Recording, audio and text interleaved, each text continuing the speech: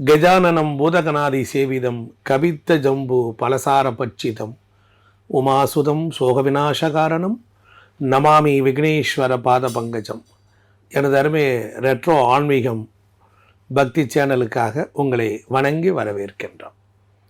2026 புத்தாண்டு ராசி பலன்கள் நம்மளுடைய சேனலில் உலகெங்கும் இருக்கக்கூடிய ஆன்மீகவாதிகள், பக்தகுடி மெய்யன்பர்கள், 12 ராசியினர்கள், அதாவது 27 நட்சத்திரம், 12 ராசியை அடிப்படையாக கொண்ட மனிதர்கள், ஆண் பெண் இருபாலருக்கும் இந்த 2026 புத்தாண்டு எப்படி இருக்க போகிறது? கன்னிராசி அன்பர்களே, 2026 புத்தாண்டு உங்களுக்கு இந்த ஆண்டு முழுவதும் அமோக நல்ல பலனை தரத்தான் போகிறது. கன்னிராசியில் உத்தர நட்சத்திரம், ஹஸ்தம் நட்சத்திரம், சித்திரை நட்சத்திரம், அதாவது புதனில் சூரியன், புதனில் சந்திரன், புதனில் செவ்வாய். அப்போ உங்கள் ராசியிலேயே உங்களுக்கு விரையாதிபதியோட நட்சத்திரமும் இருக்கு. உங்கள் ராசியிலேயே உங்களுக்கு புதனில் சூரியன், புதனில் சந்திரன், 11 நட்சத்திரமும் இருக்கிறது. உங்கள் ராசிக்கு 3-8 நட்சத்திரமும் இருக்கிறது.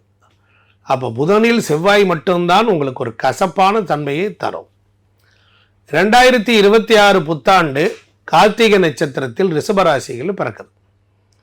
அப்போ இந்த ஆண்டு முழுவதும் கிருத்திகை, உத்திரம், உத்திராடம் இந்த 3 நட்சத்திரங்களும் நன்மைகளை அடையும். எப்படி என்றால், உங்கள் ஜாதகத்தில் யாருக்கெல்லாம் சூரியனுடைய தசாபுத்தி நடக்கின்ற பொழுதெல்லாம் மங்களகரமான காரியங்கள் நடந்துவிடும், புண்ணியங்கள் கைகூடும். 2026 புத்தாண்டு ராசி பலன்களில் கன்னியா ராசிக்காரங்களுக்கு முதல்ல 12ஆம் இடத்தில் இருக்கக்கூடிய கேது பகவான் உங்களுக்கு 2ஆம் இடத்தை பார்க்குறாரு. அதனால் பொருளாதாரத்தில் எப்படி செலவழிக்கணும், என்ன பான்னு தெரியல, வர்ற மாதிரி வருது, எங்கே போகுதுன்னு தெரியல. அதனால் குடும்ப உறவுகளிடத்தில் பேசுவதில், பழகுவதில் ரொம்ப கவனமாக இருக்கணும். அவங்க சொல்லிக்கிட்டே இருப்பீங்க, நீங்கள் பாட்டுக்கு ஏதோ சிந்தனையில் இருப்பீங்க. ஸோ அப்போ கேது 2ஆம் வீட்டை பார்க்கிறார், நல்லா கவனிக்கணும். கேது பகவான் 12இல் இருந்து 10ஆம் வீட்டை பார்க்கிறார். குடும்பத்தில் பொருளாதாரம், பண வரவிற்கும் தொழிலிற்கும் கேதுவினால் சில பிரேக் ஏற்படும், சில தடங்கல்கள் ஏற்படும் இந்த ஆண்டு. அப்போ இந்த ஓராண்டுகளில் சனி பகவான் ஜீவனகாரகன், அவன் 7ஆம் இடத்துல போய் உட்கார்ந்துருக்கான். ராகு கேதுக்கள் நன்மை செய்தால் ராகு அற்புதமான நல்ல பலனை தருவார். ராகு விருப்பத்தை நிறைவேற்றுவார். நல்ல இடமாற்றம், உத்தியோகம், வேலை வாய்ப்பு, வெளிநாடு சென்று வாழ்தல், இது போன்ற அற்புதத்தை எல்லாம் தருவார். 10ஆம் வீட்டில் அமர்ந்திருக்கக்கூடிய குருவை 12இல் இருக்கக்கூடிய கேது பார்வையிடுவதனால் கேது குருவின் காரகத்துவத்தை வளர்த்து விடுவார். ஞானத்தை கொடுப்பார். இடம் விட்டு இடம், ஊர் விட்டு ஊர், தேசம் விட்டு தேசம் சென்று வேலை பார்த்து கொண்டிருப்பவர்களுக்கும் இனி புதிதாக செல்வ வருபவர்களுக்கும் நல்ல அமோகமான காலமாக இருக்கும். கன்னிராசி பொறுத்தளவில் அறிவு சம்பந்தமான அறிவு, புத்தி, ஞானம். கன்னியா ராசிக்கு பொறுத்தளவில் இந்த ஆண்டின் கிரக நிலைகள் எப்படி? ராகு கேது நன்மை தருகிறார்கள். ராகு கேது பற்றி கவலை இல்லை. சனி 7ஆம் இடத்து சனி, கண்டச்சனி, களத்திர சனி. புதுசாக கல்யாணம் ஆகியிருக்கா, மனைவி காலில் விழுந்துருங்க, இல்லையா? எதுவும் பேச வேண்டாம், சாப்பிட்றதுக்கு மட்டும் வாயை திறங்க. ஒன்றே ஒன்று சொல்லிடுங்க. 7ஆம் இடத்து சனி குருவினுடைய பார்வை, குருவினுடைய பார்வையினால அமோகமான நல்ல பலன்களை கண்டிப்பாக கொடுக்கும், கொடுக்காமலாம் போகாது. சனி 7ல் தான் சனி இருக்காருன்னா சனிக்கு திரிகோணத்தில் எந்த கிரகம் இருக்குன்னு பார்க்கணும். குரு இருக்கிறார். கேந்திரத்தில் இருந்த குரு வக்கரமாகி நிவர்த்தி ஆகி போய்கிட்டு இருக்கார். அப்போ குருவினுடைய பார்வையும் சனியினுடைய பார்வையும் ஒன்றாக விழக்கூடிய இடம் 4ஆம் இடம். 4ஆம் இடத்துல 4 கிரகங்கள், சூரியன், செவ்வாய் இருப்பது, புதனும் சுக்கிரனும் இருப்பது, 2 நன்மைகள் 2 தீமைகள் இருக்கிறது. விரையாதிபதி 4இல் இருக்கார். அதனால் இந்த காலகட்டத்தில் தாய்க்கு மருத்துவ செலவுகள் உருவாகும்.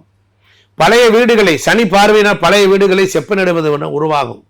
பழைய வாகனங்களை பழுது பார்த்து கொண்டே இருக்கக்கூடிய செலவுகள் உருவாகும். அதே போல 3-8 செவ்வாய் நாளில் இருப்பதினால் தாய்க்கு கண்டங்கள் போன்ற சிரமங்கள் வரணும். வண்டி வாகனங்களிலே ஏதோ ஒரு காரணமே இல்லாமல் ஞாபக சக்தி தடுமாறி ஒரு விபத்துக்கள் வருவதற்கு வாய்ப்பு உண்டு. ராகுவும் சனியும் சேர்ந்து 4ஆம் வீட்டை பார்ப்பது அவ்வளவு சிறப்பல்ல. அதனால வியாபாரம், கொடுக்கல் வாங்கல் இவைகள் விஷயத்தில் ரொம்ப கவனமாக இருக்கணும். முன்ன பின்ன தெரியாதவர்களிடத்தில் வியாபாரம் செய்வதை நிறுத்தி கொள்ளணும். நம்பி யாரு எவரு எது என்று கேட்காமல் பணத்தை கொடுத்தாலும் பிறர் சொல்வதெல்லாம் சரியாக இருக்கும் என்று எண்ணி அவர்களிடத்தில் யாராவது பண பரிவர்த்தனை வைத்தாலும் ஏமாற்றம் தான் மிஞ்சும். அதனால கன்னிராசிக்காரங்களுக்கு கவனமாக இருக்கணும். கன்னிராசிக்கு பொறுத்தளவில் இந்த 6ஆம் இடத்தில் இருக்கக்கூடிய ராகு, கும்ப ராகு, 7ல் இருக்கிற சனி, இந்த ரெண்டும் சேர்ந்து இதனுடைய பார்வைப்படுகிறதெல்லாம் பார்த்தீங்கன்னா 8ஆம் இடத்தை ராகு பார்க்கிறார். செவ்வாயினுடைய 4, 7, 8 பார்வையும் சனி மேலே விழுகுது. 7ஆம் பார்வையை குரு மேலே விழுகுது. 8ஆம் இடமா 11ஆம் இடத்துல விழுகுது. அப்போ இந்த ஜாதகருக்கு, கன்னிராசிக்காரர்களுக்கு செவ்வாய் மங்களகரமான விஷயத்தை தரமாட்டார். அதனால நீங்க மதுரையில் இருக்கக்கூடிய சூட்டுக்கோள் மாயாண்டி சுவாமிகள் என்று ஒரு மகான் இருக்கிறார். அவரை போய் பாருங்கள். அந்த மகானுடைய ஜீவ சமாதிக்கு செல்லுங்கள். பௌர்ணமி அன்று செல்லுங்கள்.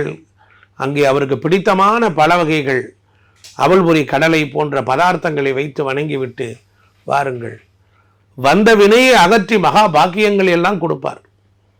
அதே போல சோழவந்தானில் இருக்கக்கூடிய மாரியம்மன், அந்த மாரியம்மன் உங்களுக்கு இந்த கிரக காம்பினேஷனுக்கு அந்த அம்மா காப்பாற்றி விட்டுருவா.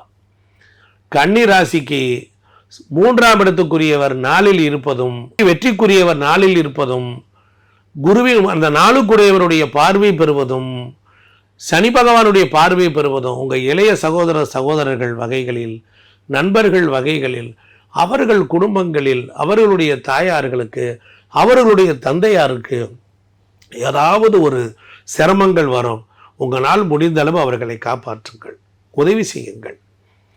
அதே போல 5ஆம் இடம் பூர்வ புண்ணியஸ்தானம். கன்னியா ராசிக்கு பூர்வ புண்ணியஸ்தானம், அறிவு, புத்தி, மனம், பணம் சம்பாதிக்கக்கூடிய வழிமுறைக்குரிய எடுத்துக்கொண்டால் அதற்கு அந்த வீட்டை பொறுத்தளவில் அதில் கொஞ்சம் ஸ்ட்ரகிள் ஏற்படும். சிலருக்கு காதல் தோல்வி உண்டாகும். சிலருக்கு குழந்தைகள் கருவில் கரையலாம். அதனால கருவுற்று இருக்கக்கூடியவர்கள் ரொம்ப கவனமாக இருக்கணும். தாய்மார்கள், ஒரு குழந்தைக்கு அப்புறம் இன்னொரு குழந்தை, 2ஆம் குழந்தை இப்பொழுது வேண்டாம்.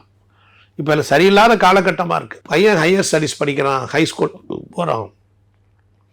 போன இடத்துல ஒரு பிரச்சனை, ஒரு காதல் பிரபாகலம் வந்துருச்சு. போலீஸ் ஸ்டேஷன் வரைக்கும் போக வேண்டியதாகிடுச்சு. எங்களுக்கு பெரிய அசிங்கமாக போயிடுச்சு. அது மாதிரிலாம் நடக்கனால உங்கள் பிள்ளைகளை கவனமாக இருங்க.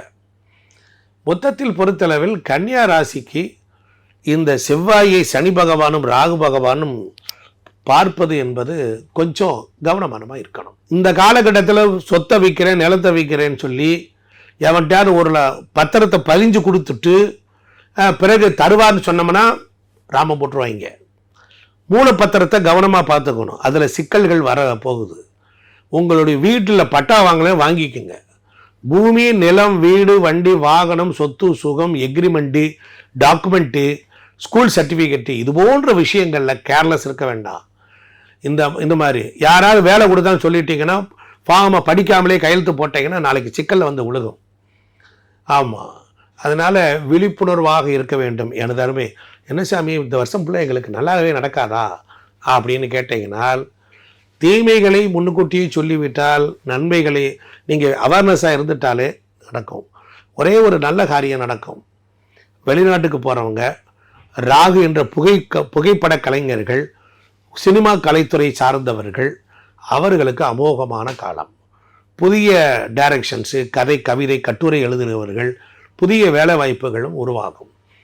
அதனால் இந்த மாதிரி மேஜிக் பண்ண மாதிரி விஷயங்கள், அதாவது ஒரு ஃபேன்சி ஸ்டோர்ஸ் வச்சுருக்குறாங்க, துணிக்கடை வச்சுருக்குறாங்க, ஜவுளி தொழில் வச்சுருக்குறாங்க, அழகாக இருக்கிறாங்க, அழகுணர்ச்சி சம்பந்தமான துறையில் இருக்கிறவங்களுக்கெல்லாம் இந்த ஆண்டு முழுவதும் சனி ராகு கொட்டி கொடுப்பார். உயிர் பாவத்தை கெடுத்தாலும் பொருள் பாவத்தை அள்ளி கொடுத்துருவார். அதனால் மொத்தத்தில் பொறுத்தளவில் 50க்கு 50, நோ கெயின் நோ லாஸ். நான் சொன்ன கோயில்களுக்கு நீங்கள் போயிட்டு வாங்க. கன்னியா ராசிக்கு உங்கள் வீட்டில் மதுரை மீனாட்சி அம்மன் படம் இருக்கணும். இருந்தால் வாழ்வில் வெற்றி நிச்சயம். நன்றி, வணக்கம்.